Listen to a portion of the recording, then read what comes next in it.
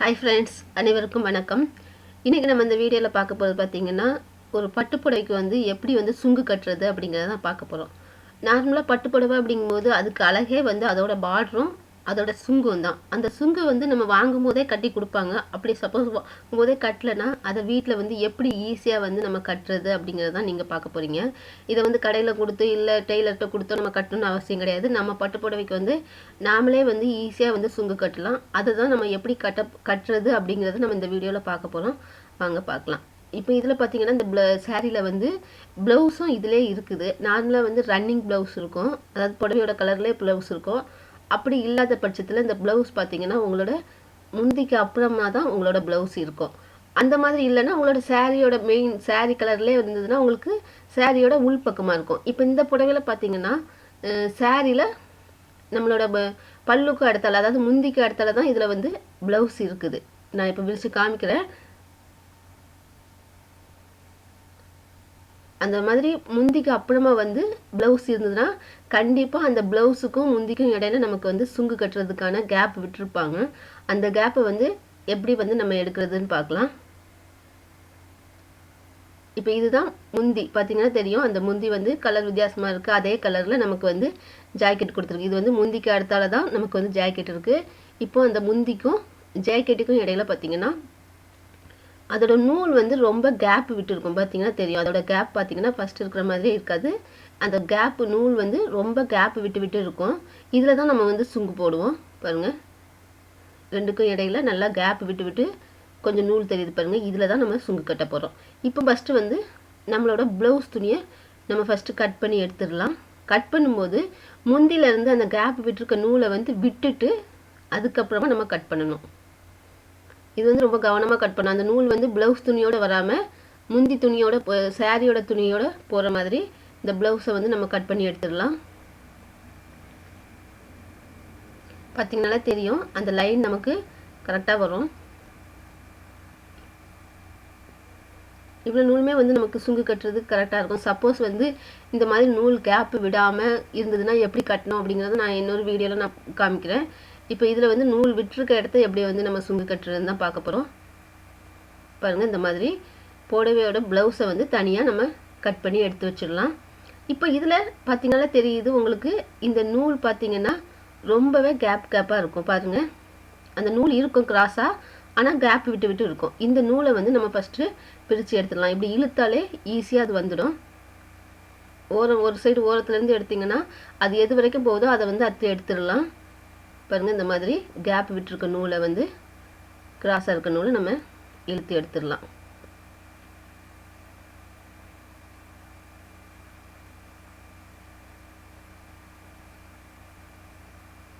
இது பார்த்தீங்கன்னா ரொம்பவே ஈஸி தான். நம்ம இழுக்கும் போது அந்த நூல் வந்து ஈஸியாகவே வந்துடும்.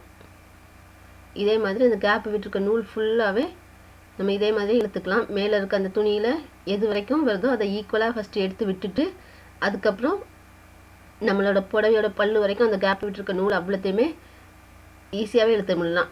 இழுத்துட்டிங்கன்னா ஒரு 10 நிமிஷத்துலேயே வந்து நீங்கள் சுங்கு கட்டிடலாம். பாருங்கள், நான் இப்போ ஒரு சைடு இருந்து தான் எடுக்கிறேன். பார்த்தீங்கன்னா தெரியும், ஒரு சைட்லேருந்தே எடுத்து பாதி தூரம் வரைக்கும் வருது. அதுக்கப்புறமா அறுந்துடும். அது அறுந்து போகாமல் நீங்கள் ஃபுல்லாக வந்தாலும் எடுத்துக்கலாம். சப்போஸ் பாதிலே அறுந்து போதுனாலும் விட்டுடுங்க. விட்டுட்டு நீங்கள் இன்னொரு பக்கமாக கூட எடுத்துக்கலாம்.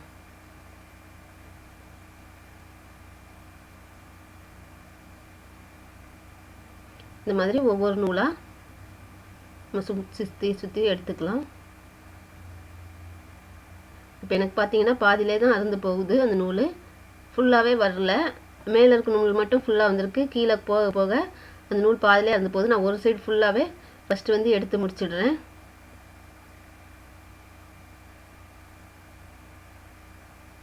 இந்த மாதிரி பட்டு புடவையில் இருக்கிறத வந்து நீங்கள் வந்து சுங்கு போடும்போது ரொம்பவே அழகாக இருக்கும். அந்த பட்டு சாரி வந்து அந்த பட்டு புடவைக்கு அழகே வந்து அதோட சுங்கு தான். பாருங்கள், இப்போ ஒரு சைடு ஃபுல்லாக நான் அதை வந்து நூலை எடுத்துட்டேன். இப்போ இன்னொரு பக்கம் அது அறுந்து போன மீதி நூல் வந்து இருக்குது. இதையும் இன்னொரு சைடு பார்டரில் வந்து இது பார்டர் சைட்லேயே நம்ம எடுத்தோன்னா ஈஸியாக வந்துடும். அது இடையில அறுந்து போகிறதுனால நம்ம எடுக்கிறதுக்கு ஒரு 2 செகண்ட் கூட ஆகாது. ஈஸியாகவே அதை எடுத்துடலாம். பாருங்கள், இப்படி நீங்கள் பிரிச்சோன்னா இந்த கேப்பில் இருக்க நூல் கரெக்டாக தெரியும். இது எது வரைக்கும் அந்த கேப் இருக்குதோ அது வரைக்கும் தான் நீங்கள் எடுக்கிறதுக்கு ஈஸியாக வரும். அதனால் அது வரைக்கும் கரெக்டாக அந்த ஈக்குவலாக அந்த சைடு எவ்வளோ அளவு எடுத்துருக்கீங்களோ அதே அளவுக்கு இந்த சைட்லாம் ஈக்குவலாக எடுத்து நீங்கள் வந்து அது பார்த்துக்கலாம். பாருங்கள், இப்போ எல்லா நூலையுமே நான் கிராஸாக போன நூல் அவ்வளோத்தையுமே எடுத்துட்டேன். இப்போ நம்ம சுங்கு கட்டுறதுக்கு அந்த நூல் வந்து கரெக்டாக வந்துருச்சு ஈவனாக. நீங்கள் பார்த்தீங்கன்னாலே தெரியும், இடையில எந்த நூலுமே நமக்கு இல்லை. இந்த மாதிரி கரெக்டாக 2 பக்கமும் ஈக்குவலாக அந்த நூலை வந்து கிராஸாக போகிற நூலை எடுத்துக்கலாம். எடுத்துகிட்டு இப்போ நம்ம வந்து இதுக்கு வந்து சுங்கு கட்டலாம். சுங்கு கட்டும்போது நம்ம வந்து அந்த நூலை ஒவ்வொரு இன்ச்சு கேப்புக்கு நம்ம எடுக்கணும்.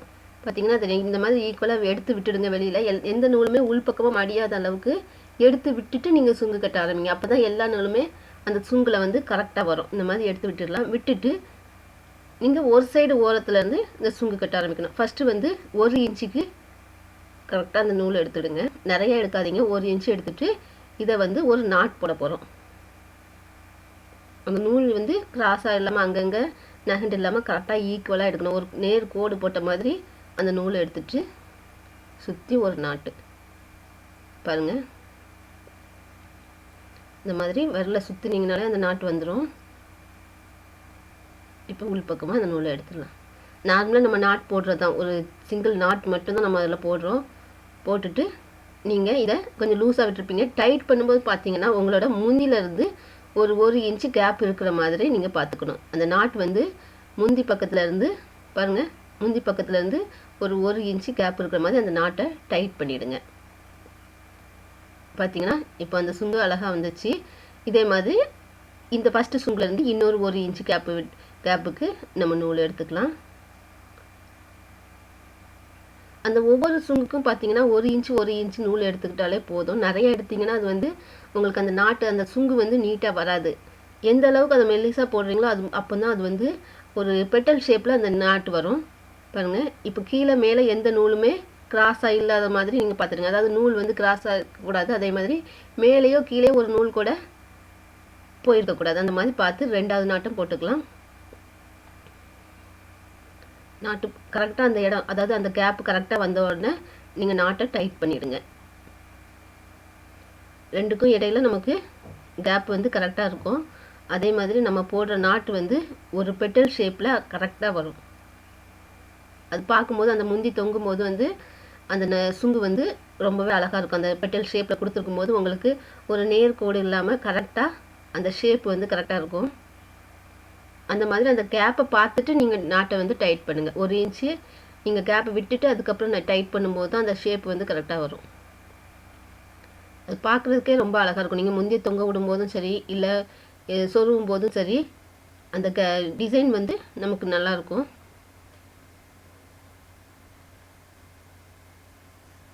பாருங்க, இந்த மாதிரியே எல்லா நாட்டையுமே நம்ம போட்டுக்கலாம்.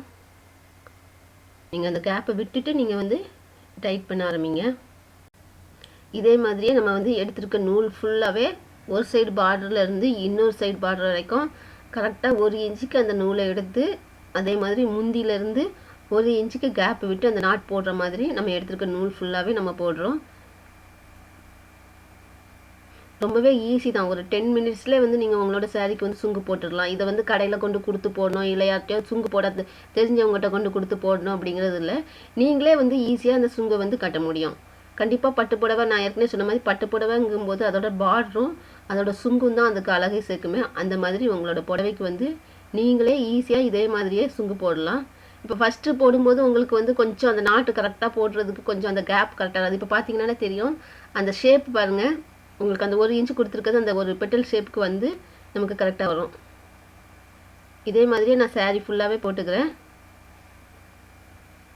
இதுக்கு வந்து கண்டிப்பாக டெய்லரிங் தெரியணும், தைக்க தெரியணும் அப்படிங்கிறது அவசியம் கிடையாது. டெய்லரிங் தெரியாதவங்க கூட வீட்டிலேருந்து பட்டுப்புடவைக்கு வந்து சுங்கு போட்டு கொடுக்கலாம். அவங்க அக்கம் பக்கத்தில் இருக்கிறவங்களுக்கோ இல்லை ஒரு கல்யாண வீட்டுக்கோ சுங்கு போடும்போது அதில் கூட நீங்கள் வந்து ஈஸியாக வருமானம் ஈட்டலாம். கண்டிப்பாக வந்து இதுக்கு டெய்லரிங் தெரியணுங்கிற அவசியமே கிடையாது. பார்த்தீங்கன்னாலே தெரியும், நீங்களே பார்த்தா தெரியும். ஒரு புடவைக்கு வந்து நம்ம இதில் மிஷினோ இல்லை ஊசியோ எதுவுமே நம்ம நூலோ எதுவுமே நம்ம வந்து யூஸ் பண்ணலை. அதில் இருக்க நூலை எடுத்து அப்படியே நம்ம வந்து சுங்கு கட்டுறோம். அதுதான் நம்மளோட மெத்தடு. இது பார்த்தீங்கன்னா தெரியும், ரொம்ப ஈஸி தான். ஒரு 10 மினிட்ஸில் நீங்கள் நூலை எடுத்து வந்து சின்ன குழந்தைங்கக்கிட்ட கொடுத்தா கூட அதை நூலை எடுத்து கொடுத்துரும். நீங்களே வந்து அதை வந்து சுங்கு கட்டி கொடுக்கலாம். ரொம்பவே ஈஸியான மெத்தடு. அதே மாதிரி நீங்கள் ஒரு புடவைக்கு சுங்கு கட்டுறீங்கன்னா 10 ரூபாவோ 20 ரூபாவோ கிடையாது. உங்களுக்கு வந்து அதுக்கேற்ற மாதிரி காசு கிடைக்கும். கண்டிப்பாக நீங்கள் இதை வந்து ட்ரை பண்ணி பாருங்கள். ட்ரை பண்ணி உங்கள் அக்கம் பக்கத்தில் இருக்கவங்ககிட்ட சொல்லுங்கள். அதாவது சுங்கு வந்து போடணுன்னா கொடுங்க, சுங்கு போட்டு கொடுக்குறேன் அப்படிங்கிற மாதிரி சொன்னீங்கனாலே உங்களுக்கு வந்து சுங்கு போடுறதுக்கு நிறைய புடவை வரும். பாருங்கள், இதில் பார்த்தீங்கன்னாலே தெரியாது, தொங்கும் போதே அதோட அழகை பாருங்கள். ஒரு பெட்டல் ஷேப்புக்கு அழகாக இருக்கும். இந்த மாதிரியே நான் ஒரு சைட்லேருந்து இன்னொரு சைடு வரைக்குமே அந்த சுங்கு கட்டுறேன். பார்த்தீங்கன்னா தெரியும், ஈஸி தான். ஒரு நாட் மட்டும் தான் நம்ம போடுறோம். சப்போஸ் இந்த நூல் கேப்பு விடாமல் இருந்ததுன்னா எப்படி வந்து அதுக்கு சுங்கு போடணும் அப்படிங்கிறதையும் நான் இன்னொரு வீடியோவில் கண்டிப்பாக உங்களோட நான் ஷேர் பண்ணுறேன். பாருங்கள், இப்போ 2 பக்கமுமே நம்ம இந்த பார்டர் வரைக்கும் வந்தாச்சு. அந்த 1 இன்ச்சு கேப் கொடுக்கும்போது தான் அது வந்து ரொம்ப அழகாக இருக்கும். இப்போ ஏற்கனவே நான் சொன்ன மாதிரி இது கேப்புக்கு நூல் கேப் இல்லாமல் இருந்தால் எப்படி சுங்கு போடுறது அப்படிங்கிறத நான் கண்டிப்பாக இன்னொரு வீடியோவில் நான் உங்களோட ஷேர் பண்ணுறேன். அந்த வீடியோ வந்து நீங்கள் மிஸ் பண்ணாமல் பார்க்கணுன்னா மறக்காமல் இந்த சேனலை சப்ஸ்கிரைப் பண்ணிடுங்க. அதே மாதிரி பக்கத்தில் வர பெல் பட்டனையும் மறக்காமல் கிளிக் பண்ணிடுங்க. அப்படி பண்ணும்போது தான் நான் போடுற ஒவ்வொரு வீடியோவும் நீங்கள் மிஸ் பண்ணாமல் பார்க்க முடியும். பாருங்கள், இப்போ 2 சைடுமே நம்ம வந்து அந்த சுங்கு கட்டியாச்சு. கண்டிப்பாக இந்த வீடியோ வந்து உங்களுக்கு யூஸ்ஃபுல்லாக இருக்கும். கண்டிப்பாக அப்படி யூஸ்ஃபுல்லாக இருந்தால் கீழே இருக்க தம்ஸ் அப் பட்டனை கிளிக் பண்ண மறக்காதீங்க. அதே மாதிரி இந்த சுங்கு வந்து எப்படி இருக்குது அப்படிங்கிற கமெண்ட்டையும் கீழே இருக்க கமெண்ட்ஸ் பாக்ஸில் மறக்காமல் என்னோட ஷேர் பண்ணுங்கள். பாருங்கள், அழகான பட்டுப்புடவைக்கு சுங்கு வந்து 10 மினிட்ஸில் நமக்கு ரெடி ஆயிடுச்சு. எவ்வளோ அழகாக இருக்குன்னு பாருங்கள். அதோடைய அந்த கேப் நம்ம விட்டாலும் அந்த சுங்கு வந்து ஒரு பெட்டல் மாதிரி எவ்வளோ அழகாக நமக்கு ஈக்குவலாக இருக்குது பாருங்கள். அந்த நாட்டும் நமக்கு வந்து ஈக்குவலாக இருக்குது. அதேமாதிரி கீழே தொங்க விடும்போது இந்த மாதிரி ஒரு பெட்டல் ஷேப்பில் இருக்கும். ரொம்பவே அழகாக இருக்கும். கண்டிப்பாக இதை வந்து ட்ரை பண்ணி பாருங்கள். ட்ரை பண்ணி பார்த்துட்டு இது எப்படி இருக்குங்கிற கமெண்ட்டையும் நீங்கள் கீழே இருக்க கமெண்ட்ஸ் பாக்ஸில் மறக்காமல் இன்னொரு ஷேர் பண்ணுங்கள். கண்டிப்பாக இந்த வீடியோ பிடிச்சிருக்கோம். இந்த வீடியோ பிடிச்சிருந்தாலோ இல்லை இதே மாதிரி இன்னும் நிறைய வீடியோஸ் மிஸ் பண்ணாமல் நீங்கள் பார்க்கணுனாலும் மறக்காமல் என்னோட சேனலை சப்ஸ்கிரைப் பண்ணுங்கள். அதே மாதிரியே பக்கத்தில் வர பெல் பட்டனையும் மறக்காமல் கிளிக் பண்ணிவிடுங்க. இதே மாதிரி இன்னொரு நல்ல ஒரு யூஸ்ஃபுல்லான வீடியோவோட மறுபடியும் நான் உங்களை சந்திக்கிறேன். பாய்.